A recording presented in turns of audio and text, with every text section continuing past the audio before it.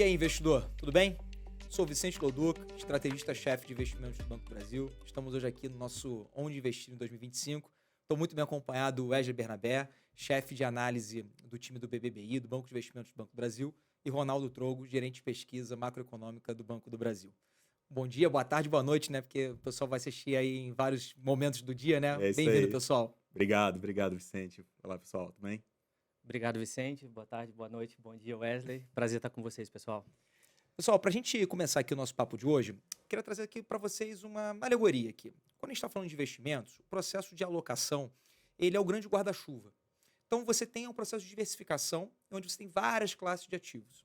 Para a gente consumir, né, e fazer essa diversificação, essa alocação, a base é o cenário macroeconômico. Dali a gente faz o nosso modelo de alocação, onde você tem uma série de classes de ativos, onde a gente faz essa diversificação, e dentro de cada uma dessas classes de ativos você tem um grande mundo ali para você explorar.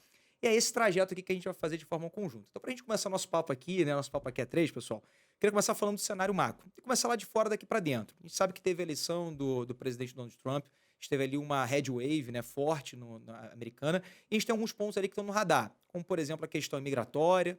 A gente também tem um potencial, né, aumento de tarifas por parte do presidente eleito, e também tem uma questão de uma diminuição, né, de carga tributária, tanto de pessoa física como pessoa jurídica, né? Então tem bastante coisa ali para a gente conversar, para começar falando de como é que isso vai impactar, né, a dinâmica da economia americana. E aí, Troco, eu queria que você trouxesse para a gente um pouco da sua visão, um pouco da visão da Gease sobre esse tema. Perfeito, Vicente. É realmente um tema muito importante. A eleição dos Estados Unidos trouxe diversas reflexões para o mercado, né? E aqui eu acho que fica muito presente na cabeça de todo mundo a intensidade e a velocidade da implementação dessas políticas. Como você muito bem colocou, a questão da eleição que trouxe não só uma vitória bastante contundente do presidente, mas também a maioria na Câmara e no Senado, dá a oportunidade do presidente americano implementar a política econômica que ele entende que é a mais adequada. E essas questões se relacionam muito com o ambiente inflacionário e de atividade econômica forte que já vem chamando muita atenção dos Estados Unidos.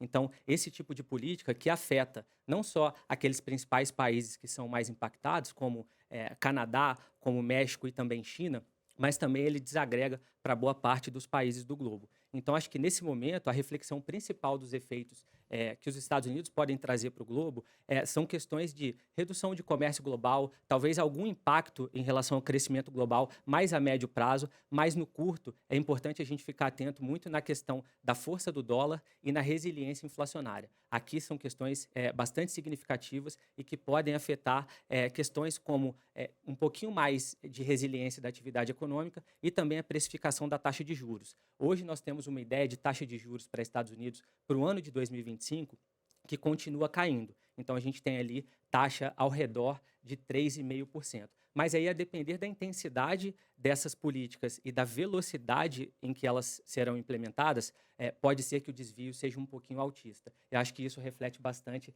na alocação e na vida de vocês, né? Trogo, você trouxe um ponto aqui muito, muito legal, que é uma visão de curto e de médio prazo, vamos colocar assim, né? E aqui, quando a gente está falando do ponto de vista de alocação, a gente imagina que a gente crê e a gente embasa os nossos estudos a partir de uma premissa que a gente acredita que, num primeiro momento, essas medidas, né, elas vão trazer até um pouco de benefício para o sistema americano, de uma forma geral, para a economia americana, né? Com uma redução de tributos, você tem ali mais renda disponível, que leva a mais consumo, isso vai bater diretamente na questão de lucro das empresas a partir do momento que você tem maior receita, né? Então, apesar de você ter ali já os múltiplos com um número bastante elevado, você vai ter essa possibilidade de valorização. E por que eu estou trazendo isso, pessoal? Porque aí você, investidor, que vai olhar aqui um pouco para a gente ver, a gente vai falar muito assim de alguns universos temporais diferentes. Nesse primeiro momento, a gente não acredita aqui do ponto de alocação que investimento no exterior tem um driver positivo.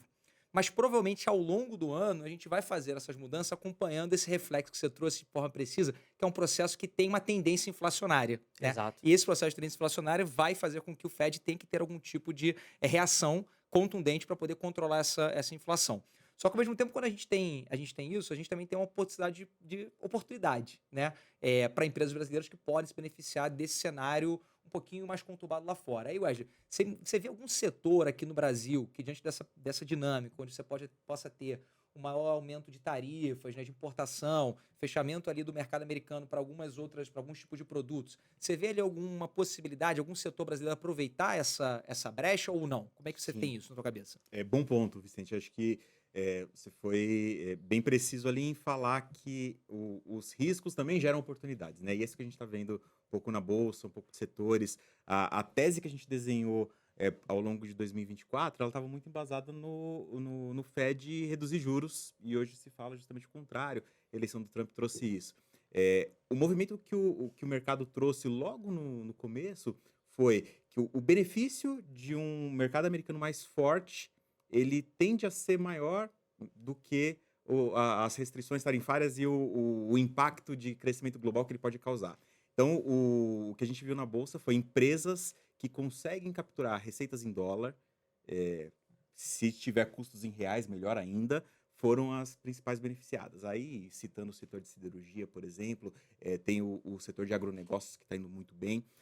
Agora, por outro lado, se você for ver empresas expostas ao mercado chinês, foi exatamente o contrário que aconteceu, porque ali o investidor olha para o Brasil e vê, poxa, essa empresa aqui, eu tô falando de Vale, mineradoras de uma forma geral, né? Elas precisam que a dinâmica de crescimento chinesa ela seja interessante também.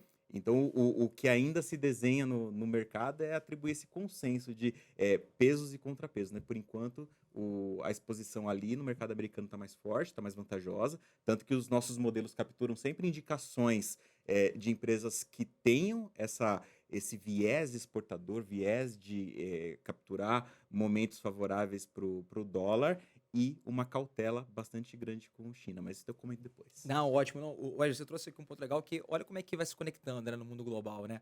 Uma política de restrição ou de tarifária maior nos Estados Unidos, impactando também a dinâmica chinesa, que vai impactar empresas brasileiras que têm maior exposição à China. Enquanto que, ao contrário, quando você tem empresas que têm receita em dólar, você tem ali um benefício, né? Então, isso é muito Perfeito. legal e casa muito com uma alteração que a gente fez na nossa carteira sugerida no mês de dezembro, né? E a gente deve manter também para o mês de janeiro e possivelmente fevereiro, já pensando um pouquinho mais para frente, foi uma alteração da exposição do BB Ações Bolsa Globais para o BB Ações Bolsa Americana, para concentrar, de fato, onde a gente enxerga que tem um potencial de ganho, que seria a Bolsa Americana nos próximos ali 3 meses, ao longo do próximo trimestre, primeiro trimestre do ano de 2025.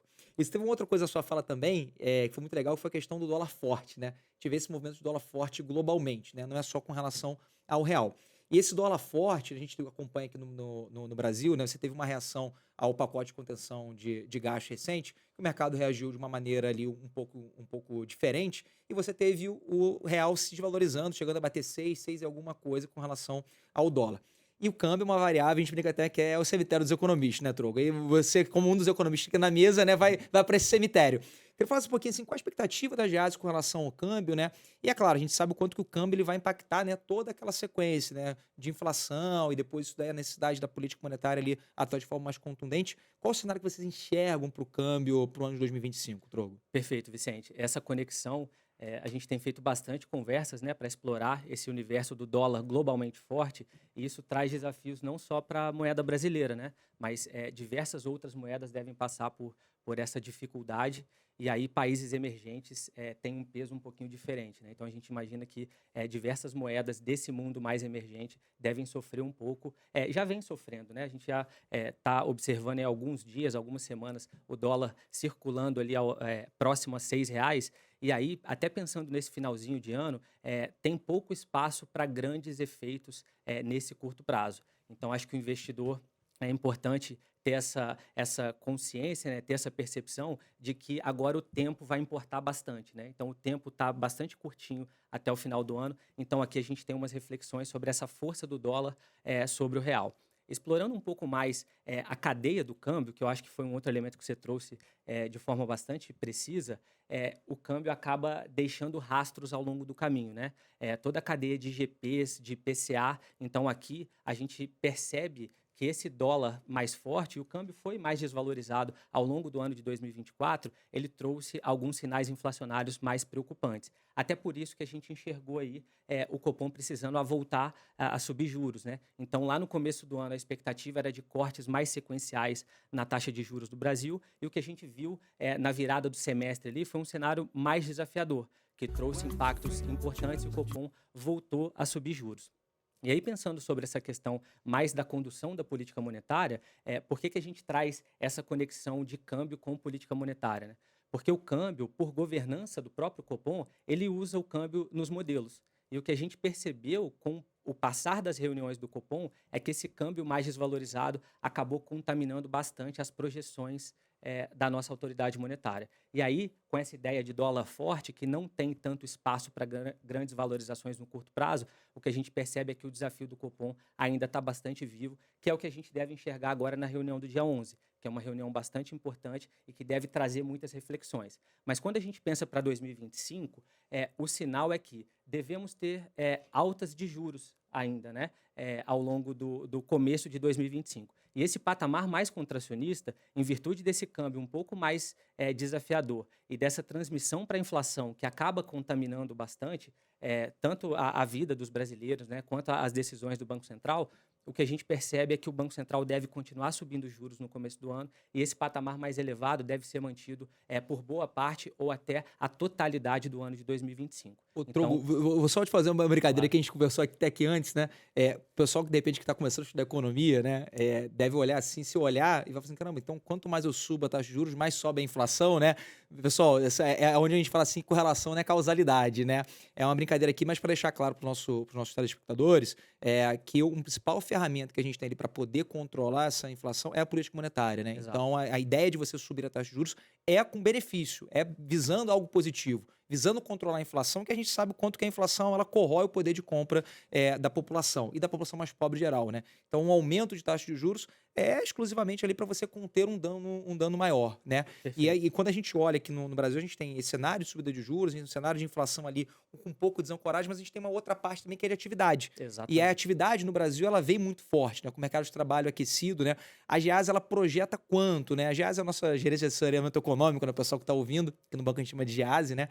Como é que ela projeta o ano de 2025 para evolução do PIB do Brasil, para a atividade como um todo? Não, perfeito. Essa é uma outra conexão que é importante da gente fazer e que, além daquele ponto de que o câmbio mais deteriorado teve alguma influência sobre as projeções do Copom, mas a visão do colegiado também foi se alterando em relação à atividade econômica. Hoje, a percepção do Copom é muito clara em relação à economia brasileira estar performando acima do seu natural, do seu potencial. Isso quer dizer o quê? Que a gente está colhendo resultados de atividade econômica que geram inflação. Então, essa atividade econômica forte do jeito que está, tivemos uma outra divulgação de PIB, que o Brasil cresceu 0,9 no terceiro trimestre, é um crescimento muito forte e bastante disseminado, com até uma preponderância ali de consumo das famílias. Ou seja, a economia está num momento de superaquecimento, a gente entende que tem muita força e muita dinâmica econômica acontecendo. E isso, para o Copom, se transforma em desafio, porque com essa atividade econômica mais forte, um mercado de trabalho batendo as mínimas históricas e tudo que a gente está vendo sobre evolução inflacionária, acaba que quando juntamos essas peças, entendemos como que o desafio do Copom não está trivial, né? E de que devemos ter novas altas de juros para as próximas reuniões do Copom. E aí, falando mais numericamente, né, a expectativa é que o ano de 2024 tenha sido um ano espetacular para a PIB. Então, a gente deve ver o crescimento aí ao redor de 3,5%, o que é um crescimento bastante expressivo. E, Forte, né? principalmente, quando a gente avalia que a contribuição do agro nesse ano deve ser negativa. Então, é um setor de serviço e indústria crescendo de forma muito robusta e levando a atividade econômica para esses 3,5%. Para o próximo ano, quando a gente avalia essa questão de inflação um pouquinho mais resiliente e uma taxa de juros que deve continuar subindo, aí é natural que a gente tenha alguma desaceleração do crescimento do PIB. Não é que o PIB vai encolher, mas é que ele não deve crescer numa taxa tão elevada quanto essa que a gente observou no ano de 2024. Então, acho que o recado aqui para o investidor e para os alocadores, né, que estão aqui comigo, é que devemos ter ainda uma economia forte no ano de 2025, mas com um viés de desaceleração em relação ao que a gente viu para 2024. E aí, como você me perguntou quanto projetamos, né, a nossa projeção central para a PIB para o ano de 25 é 2,2%. E aí, em relação à composição, o que deve acontecer com a economia brasileira? Setores mais cíclicos, que são especialmente indústria e serviços, com essa Selic rodando um pouquinho mais alta, eles devem crescer um pouco menos do que cresceram em 2024. Mas aí o agro volta a ganhar um protagonismo grande, né? Então, devemos ter um agro crescendo acima de 5% no ano de 2025. Então, acho que esse é um bom panorama, um bom resumo do que a gente deve ver pela frente e como que as coisas vão se encaixando, mesmo com o lado financeiro, né, que é esse mais relacionado a câmbio, inflação e juros, bastante desafiador. A performance da atividade econômica brasileira ela tem se mantido acima do que era esperado, né? Então, os economistas têm sido sendo surpreendidos sistematicamente com essa dinâmica da atividade econômica. 2024 foi dessa forma, mas esperamos que 2025 a gente consiga ser um pouquinho mais preciso nessas projeções. Obrigado, Trogo. Você falou ali sobre o agro, depois eu vou querer até conversar um pouquinho com o Ed sobre agro, assim, então notícias boas ali para o agro que passou por na parte de crédito privado, né, passou por um ano difícil, né, a gente vai falar um pouquinho mais disso, um pouquinho mais para frente, e é uma boa notícia, né. E a gente pode deixar claro pro nosso investidor que está olhando aqui, vendo aqui nosso vídeo, né, que um crescimento menor ano que vem não é negativo, gente. Então, assim, isso é muito importante. Exato. Então, assim, não é só um momento ali, não é algo negativo, né? É uma diminuição nesse ritmo, mas de forma positiva. Então, deixando claro aqui que é uma expectativa de entrega positiva para a atividade Isso. econômica no ano que vem. Continuidade do crescimento, né? Acho que Perfeito, perfeito. Acho que a tônica ali que você trouxe para a gente de uma Selic elevada, né? Ela coloca a renda fixa como sendo o grande destaque provável para ano 2025, né? Crédito privado também, né, Vicente? Perfeito, perfeito, Ed. A gente vai falar ali de renda fixa. A gente tem ali as classes de ativos, né? Tem o pós-fixado, pré-fixado, indexado à inflação. Então, quando a gente olha nessa matriz aqui, o pós-fixado, que naturalmente ele já tem uma elevação na sua alocação, né? Quando a gente está falando das alocações por conservador, moderado, arrojado e agressivo, são os 4 perfis de investimentos que a gente tem, ele vai ter mais ainda destaque no ano de 2025. Só que a gente também enxerga oportunidades, tanto no pré quanto no indexado à inflação. E entre esses dois aqui, tanto para um ponto de entrada, e a gente está falando de taxas que chegaram a 14% de pré-fixado, indexado à inflação, Tesouro IPCA pagando IPCA mais 7%, são pontos de entrada onde garante o investidor, no caso pré-fixado, né, garantir aquela remuneração até o final do vencimento, e no caso, né, do indexado IPCA mais X%, IPCA mais 7%, essa proteção da inflação. Numa relação, e aí olhando para o nosso investidor entre pré-fixado e indexado à inflação, a gente tem uma preponderância ali na escolha pelo indexado à inflação nas pontas curtas, que podem se beneficiar de um repique inflacionário.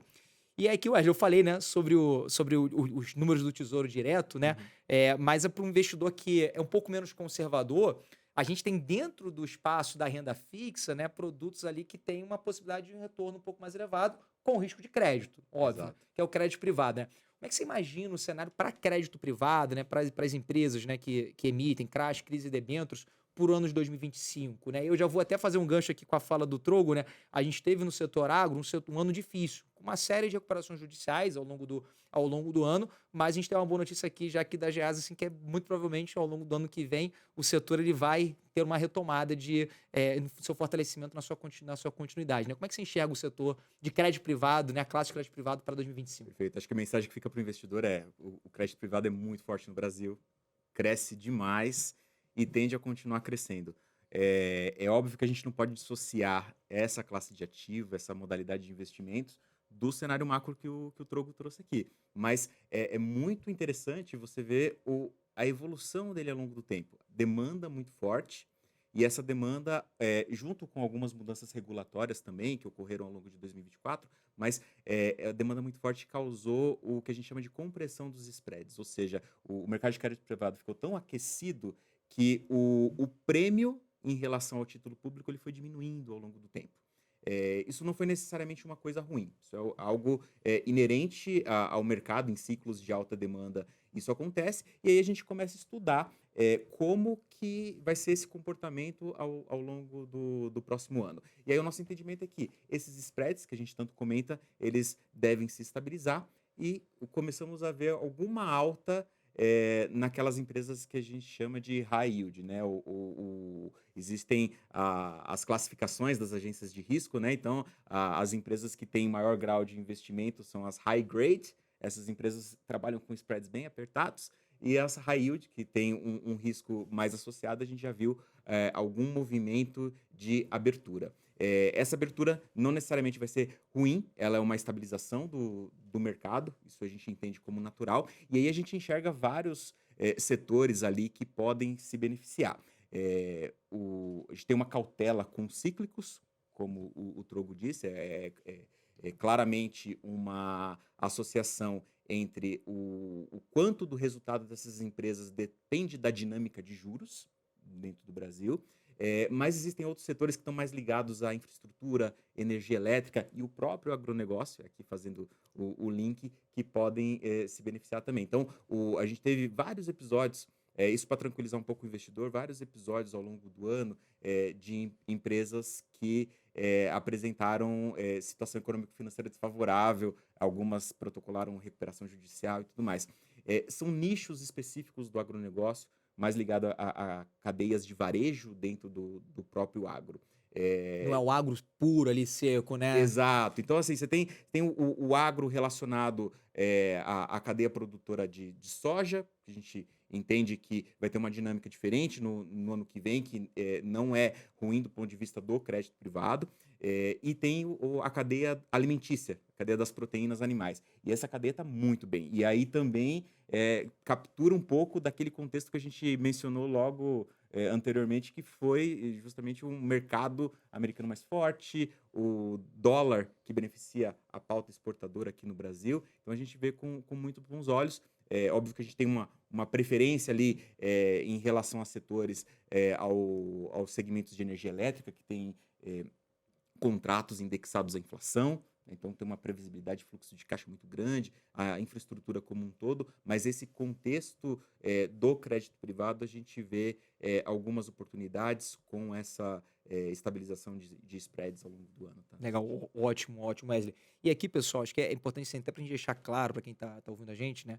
Quando a gente está falando de crédito privado, a gente tem um risco de crédito, né? Que é o risco ali da empresa. E isso é que faz com que a gente tenha ali possibilidade de retorno mais elevado do que a gente fazer uma alocação simplesmente no tesouro direto, né? Fora isenção fiscal, né? Fora isenção fiscal, quando a gente tem, por exemplo, CRI, CRAS, debêntures incentivadas, né? Você ainda tem essa isenção fiscal. Muito bem lembrado, Wesley. E aí, quando a gente faz isso daqui, tem uma diferença do nível de apetite ao risco para quem tem um perfil conservador, moderado, arrojado e agressivo. E aí, nas nossas carteiras sugeridas, aí o pessoal da produção vai colocar aqui embaixo na descrição, nas carteiras sugeridas, a gente tem lá esse limite de concentração, né, dentro do crédito privado para cada um dos perfis, para justamente levar para o nosso investidor essa garantia de que ele vai ter uma exposição adequada ao apetite dele, né? Então é importante a gente sempre deixar isso claro.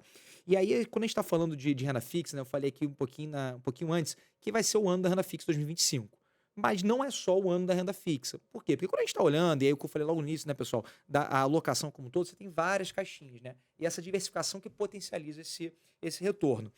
E aí um ponto que é legal também a gente ter em mente é que o nosso trabalho de alocação, ele é feito buscando fazer uma sobrealocação nas classes de ativos nos momentos onde a gente acredita que possa ter um potencial de retorno mais elevado.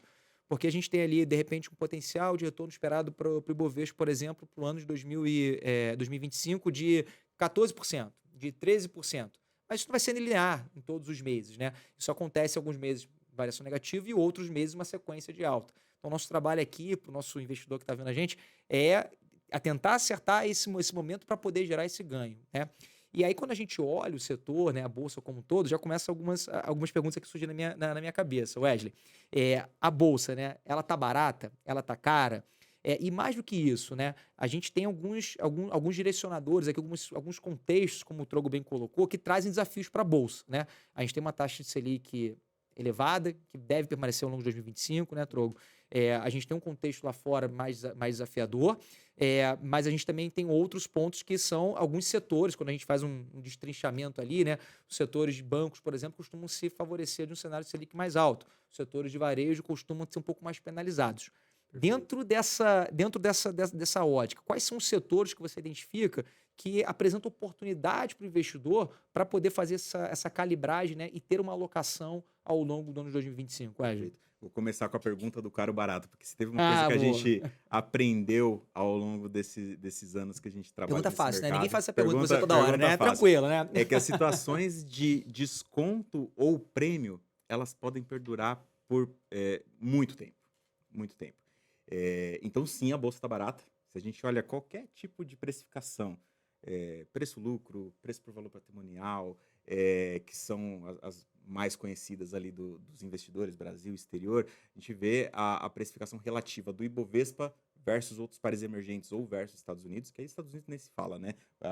Ainda mais com o contexto atual, S&P bateu, S&P 500, né, que é o índice das 500 maiores ações americanas, bateu recordes históricos. Bolsa brasileira está barata. A questão é, o investidor vai acertar o timing? Aí eu já te respondo se você está com alguma esperança que não. Você não vai acertar, você não vai acertar o tempo de entrada correto, justamente porque essa situação de desconto e prêmio, ela se mantém ao longo do E tempo. isso é muito importante porque é isso que faz com que a alocação, a diversificação, ela seja tão importante. Para você estar posicionado nesse momento já e não precisar Exato. fazer a alocação naquele exato momento ali que você vai acertar a hora, no minuto, no segundo, né? E aí entra um conceito que a gente chama aqui, que é o de seleção de ações, né? Do inglês é o stock picking, que é justamente onde estão os setores e as companhias que podem se beneficiar, qualquer que seja o cenário. O O Troll, mas ele cenário, fugiu, ele não me falou ainda qual ficou o setor. Eu vou tô de olho falar. aqui, eu tô marcando aqui, eu já anotei aqui, Vou ó. falar, eu chego lá. E aí, qual que é a nossa abordagem para 2025, Vicente? A gente foi muito mais cauteloso, nós divulgamos um relatório agora de perspectivas para 2025, a gente traz a seleção BB. Não vou falar de todos os papéis aqui, convido todos a lerem o relatório, a gente coloca os links na descrição, mas linhas gerais, o que a gente privilegia para o investimento em 2025? Qualidade. Então, nós vemos com bons olhos companhias que conseguem entregar boa geração de caixa, retorno para o acionista via dividendos e alto índice de rentabilidade. Por que a rentabilidade é importante? Porque na composição do resultado das empresas existe as receitas que geralmente são atreladas à atividade econômica, essas vão muito bem, o Trogo falou aqui sobre recorde e surpresas positivas em atividade econômica, mas tem também a linha do resultado financeiro, que depende bastante, é muito atrelada aos juros. Então, hoje a gente vê com bastante cautela, a gente não indica ações que capturam muito o varejo cíclico. O varejo não cíclico tem alguns destaques ali, com os supermercados, O ou varejo varejo cíclico farmacêutico. o cíclico é o quê? O pessoal que tá em casa, assim, ter esse detalhe ali. Tá, Três exemplos aí pro pessoal. o ciclo, o cíclico, ele está relacionado com a atividade econômica, ou seja, a atividade econômica cresce, o varejo cresce junto. Bens duráveis, o comércio de uma forma geral, esse é o varejo cíclico, né? O varejo não cíclico é aquele que tem uma demanda por bens mais estável ao longo do tempo. Eu até citei o farmacêutico aqui, ou os supermercados, né? Porque a demanda de consumo de bens básicos da população, ela se mantém mais ou menos estável e alinhada com o crescimento da atividade. Então, esses setores, aqui voltando para o varejo cíclico, a gente vê com mais cautela, não fazem parte das nossas indicações. Mas a gente vê com muito bons olhos o setor elétrico e de saneamento, são setores que eu já mencionei aqui, tanto para o crédito privado, agora também para a renda variável. São setores que historicamente pagam bons dividendos e em momentos de incerteza o investidor quer dinheiro no bolso. Então, devolver dinheiro ao acionista é algo importante num mercado mais volátil. Os setores exportadores, de uma forma geral, tendem a se beneficiar, como eu citei logo no começo. Então, a gente gosta de commodities como um todo. Aí eu cito commodities, energia com óleo e gás, também o agronegócio. E a gente gosta de um setor aqui no Brasil, que é o setor de bancos. Veio num ritmo muito bom em 2024, deve arrefecer o ritmo de crescimento de carteira em 2025, muito por conta do ambiente, de novo, sempre ancorado, da mesma forma que você falou da estratégia de alocação, né, ter a macroeconomia como norte, nós também usamos muito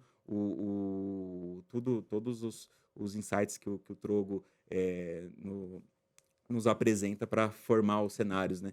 Então, o setor de bancos, a gente entende que haverá um arrefecimento ao longo de 2025, mas que eles devem, os bancos de uma forma geral, a gente tem uma cobertura dos bancos privados, eles devem trazer um bom nível de rentabilidade e retorno para os acionistas. Então, são setores que a gente gosta. Tem outros detalhes ali de empresas e setores, mas aí, para a gente não estender muito, eu vou convidar de novo vocês a lerem o nosso relatório de perspectivas e a seleção BB. E eu fiquei sabendo que tem um vídeo só para falar sobre isso, né? Gravamos também. Gravou também, né? Para poder Gravamos. detalhar o que eu falei aqui, pessoal. A gente tem a alocação, né? Que é esse guarda-chuva maior. E você tem várias classes de ativos embaixo. E cada classe é um mundo debaixo dela. Então a gente vai aprofundar essa parte de renda variável das carteiras. O time do Wesley trouxe ali um vídeo, e vários relatórios, né, bem detalhados. Você trouxe aqui, ó, eu marquei aqui, ó, bancos, setor elétrico, saneamento, setores de exportação. E aí você falou sobre commodities. Eu queria só fazer uma perguntinha sobre commodities. A expectativa de lateralização de preços de commodities não agrícolas, né? Mas mesmo assim vocês veem ali como um bom direcionador, né? Empresas vinculadas à exportação. Só para a gente aprofundar isso daí. Foi ótimo você dar esse zoom, porque aí eu consigo complementar a minha fala. Legal. A gente não, adiantando aqui, também você falou do vídeo, a gente não indicou Vale esse ano para compor a nossa seleção, justamente porque a gente entende que o dinamismo do mercado chinês ele não vai ser favorável para as ações da empresa. Então, commodities, vírgula, com alguns detalhes. Então, a gente gosta da commodity de energia, a gente gosta do petróleo, indicamos Petrobras. Então, é mais nessa linha, tá, Legal. Vicente? E petróleo, assim, é um ponto importante porque a gente está dentro de um contexto geopolítico onde você tem vários tipos de conflitos, né? E que naturalmente traz algum tipo de pressão ali para o petróleo, né? Algum corte de fornecimento, por exemplo, você já jogaria já o preço para cima, né? Então tem esse viés ali que acaba contribuindo um pouquinho para esse tipo de setor, né? E a gente tem ali vários tipos de carteira, né, Wesley? A gente tem carteira 5+, carteira fundamentalista, a gente tem carteira ESG e a gente tem carteira de fundos imobiliários também, né? Também. Isso. E aí, sobre fundos imobiliários, eu só queria fazer uma pergunta aqui bem rápida, a gente já está fechando aqui o nosso videocast, né? Sobre fundos imobiliários. A gente tem uma série de setores ou subsetores ali, ou tipos de fundos, né? De tijolo, de papéis, a gente tem de shoppings, etc. Como é que você enxerga aqui, dentro da parte de fundos imobiliários, qual seria dentro desses subsetores? Ou seja, dentro de um subsetor que a gente está falando de renda variável, a gente tem fundo imobiliário, dentro de um fundo imobiliário a gente tem uma série de outras análises a serem feitas. Mas aí, se fosse passando ali, como é que você traria para a gente ali, qual seria o grande destaque de fundo imobiliário? Perfeito. A gente privilegia sempre diversificação. Então, hoje a nossa preferência por fundos dessa classe, além do portfólio diversificado, fundos que tentam capturar o crédito privado, porque eles trazem esse benefício da diversificação dentro do campo do fundo imobiliário. E fundos híbridos, além de alguns destaques que a gente traz no relatório de fundos do agronegócio. Investidor de fundo imobiliário está bastante ressentido, bastante machucado, porque a volatilidade ela acompanha também um pouco desse humor macroeconômico de uma forma geral, que também se reflete na bolsa, mas a gente gosta desses setores assim, porque eles trazem um ponto de diversificação dentro do mesmo fundo, ainda que eles estejam num guarda-chuva amplo, como você bem mencionou, existe diversificação dentro de um campo específico, né? Não, ótimo, Ed, matou aqui a pergunta. E aí, pessoal, lembrando que onde é que você pode consultar todos esses relatórios, além da descrição que vai estar aqui embaixo no vídeo, né? Você tem um portal Investalk, né? Onde você consegue ali consultar não somente a parte de análise do time do Wesley, a parte nossa aqui de alocação, mas a parte do Trogo. O time produz bastante coisa também, então ali vocês conseguem, e o melhor, tá? É gratuito. É gratuito. Então você pode ser cliente ou não do Banco do Brasil, espero que seja, mas você pode consultar lá de uma forma totalmente 0800. E aqui, gente, só para fechar, só para fazer aqui um recap geral, né? Então a gente tem um cenário para 2025, né, com uma inflação ali para ser controlada, né, Trogo? Se eu falar besteira, você me conserta, viu, Vamos meu? nessa. Você tem ali um cenário de uma inflação para ser controlada, com uma expectativa de Selic num patamar um pouco mais elevado, ao mesmo tempo que do outro lado você tem uma atividade econômica ainda forte, Se né? mantém resiliente. Manter resiliente, com o agro podendo desempenhar um papel melhor do que foi desse ano, né? Isso. Sendo compensado pelos outros setores. Então a gente deve ter uma atividade econômica um pouco menor do que a de desse ano, mas uma atividade econômica forte ainda, né? Perfeito.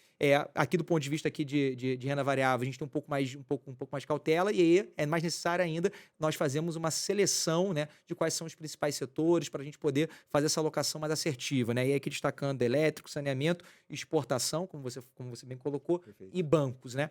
E aí, pessoal, dentro disso aqui tudo, quando a gente está falando de alocação como um todo, né, a gente tem um cenário de renda fixa pós-fixado sendo o grande destaque para 2025, mas com oportunidades para você também alocar em pré-fixados, indexados à inflação. A gente destaca a parte de indexados à inflação, principalmente a parte mais curta, que dentro de um processo que possa ter de repique inflacionário pode fazer essa captura. Então, entre o pré e o indexado à inflação ele fica melhor. Em renda variável, a gente tem cautela também, então provavelmente nossa exposição recomendada para todas as carteiras para o ano de 2025 vai ser um pouco menor que a de 2024, até porque você acaba concorrendo, né, o custo de oportunidade com o próprio CDI, né, em que vai estar num patamar mais elevado do que estava em 2024, e aí a importância dessa alocação que o Wesley trouxe. Na parte de investimentos no exterior, a gente tem, pelo menos no primeiro momento, primeiro trimestre, um cenário positivo ainda que a gente enxerga, e ao longo do ano vamos fazendo análise para poder acompanhar se vai ter essa virada de chave, e aí as medidas implementadas ali pelo presidente eleito Donald Trump se vão trazer ali algum problema do tipo de aumento de inflação, que necessariamente vai precisar de uma correção ali por parte do Fed, da política monetária americana. E para fechar aqui a minha fala, a gente tem os fundos multimercados, que a gente recomenda a nossa carteira sugerida com uma classe de ativo, e a gente faz uma escolha ali bem criteriosa, né, dos quais são os fundos de investimentos que fazem parte dessa classe, e que não são só fundos da BB Asset, não são só fundos do Banco do Brasil. A gente trabalha com uma plataforma aberta para capturar o que tem de melhor dos gestores, né, que são especialistas no tema, acompanham isso, para poder fazer essa alocação dessa camada de fundos multimercados nesses gestores, tanto de casa quanto de fora, para poder oferecer para o nosso investidor que está assistindo a gente ali o melhor mix possível. E tudo isso você pode fazer, essas aplicações todas, pessoal, você pode fazer pelo app Investimentos BB. Eu encerro por aqui, quero agradecer muito aos meus amigos Wesley e Trogo pela disponibilidade de estar aqui conversando com os nossos investidores. Esse tempo aqui, para mim, é sempre um prazer falar com vocês. Então, muito obrigado. E aí, pode dar um tchau pro pessoal, gente. Legal, pessoal. Lembrando que a gente tem vários conteúdos sobre o tema. A gente soltou o relatório de perspectivas 2025. Tem novo preço-alvo da Bolsa lá. A gente explica, então vou deixar pro... Dá para dar um spoilerzinho aqui no final? 153 mil. 153. Mas o detalhamento está lá no relatório, pessoal. É isso, fico por aqui. Obrigado pelo convite, obrigado pelo espaço. Obrigado, Wesley, pela companhia. Obrigado, Loduca, pelo convite. E até mais, pessoal. Foi um prazer estar com vocês. E os relatórios do time de pesquisa macroeconômica também estão descritos no Investock e no bb.com.br/análise. Um abraço. É isso, pessoal. E lembre-se, no Banco do Brasil, todo mundo tem perfil para investir. Um abraço, boas festas, bom final de ano. Tchau, tchau.